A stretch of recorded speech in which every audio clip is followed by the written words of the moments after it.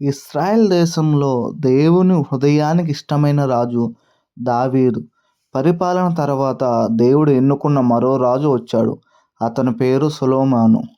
సొలొమోను దావీదు రాజు మరియు బత్షెబ కుమారుడు. అతడు చిన్నవాడైనప్పటికీ దేవుని దృష్టిలో గొప్పవాడు. దావీదు రాజు వృద్ధుడయ్యాడు. ఆ సమయంలో దేవుని ఆజ్ఞ ప్రకారం ప్రవక్త నాతాను మరియు యాజకుడు సాదోకు ద్వారా సొలొమోను రాజుగా అభిషేకింపబడ్డాడు. ప్రజలందరూ ఆనందంతో కేకలు వేశారు, సొలొమోను రాజు కావాలని. రాజుగా అయ్యాక సొలొమోను దేవుని దగ్గరికి వెళ్తాడు. గిబియోనులో బలులు అర్పించాడు. ఆ రాత్రి దేవుడు కలలో ప్రత్యక్షమయ్యి దేవుడు అన్నాడు, నీకు ఏమి కావాలో అడుగు. సొలొమోను వినయంగా అన్నాడు, ప్రభువా, నీ ప్రజలను న్యాయంగా పాలించడానికి నాకు జ్ఞానము వివేకం ఇవ్వండి, అంతకు మించి ఇంకా నాకేమొద్దు అని అడుగుతాడు. ఈ మాటలు దేవునికి ఎంతో ఇష్టమయ్యాయి. దేవుడు అన్నాడు, నీవు ధనాన్ని కానీ దీర్ఘాయుషుని కానీ అడగలేదు, కాబట్టి నేను నీకు అపూర్వమైన జ్ఞానాన్ని ఇస్తాను. అదే కాదు, ధనం, గౌరవం, మహిమ అన్నీ సొలొమోనుకు అనుగ్రహిస్తాడు. కొన్ని రోజుల తర్వాత 2 స్త్రీలు రాజు ఎదుటకు వచ్చారు. ఒక చిన్న శిశువు గురించి వాదన. అయితే ఈ శిశువు నాదే అని ఒకరు, కాదు నాదే అని ఇంకొకరు. అయితే సొలొమోను శాంతంగా విన్నాడు. తర్వాత ఖడ్గం తెప్పించాడు.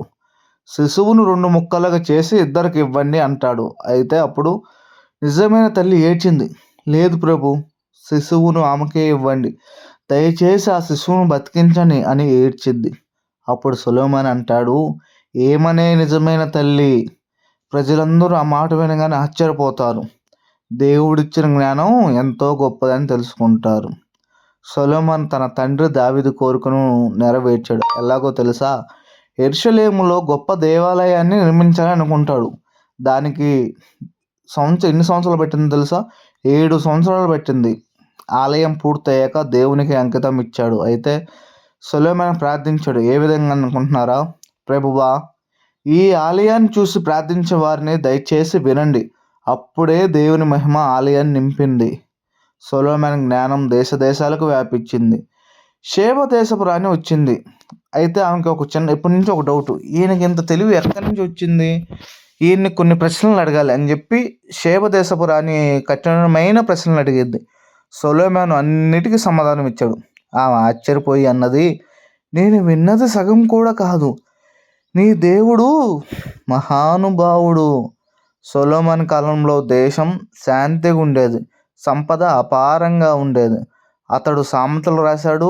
బైబిల్లో మనం అందరం చదువుకుంటూ ఉంటాం. సామెతల గ్రంథం, ప్రసంగి గ్రంథం, పరమగీతం, ఈ 3 రాసింది సొలొమోను రాజే.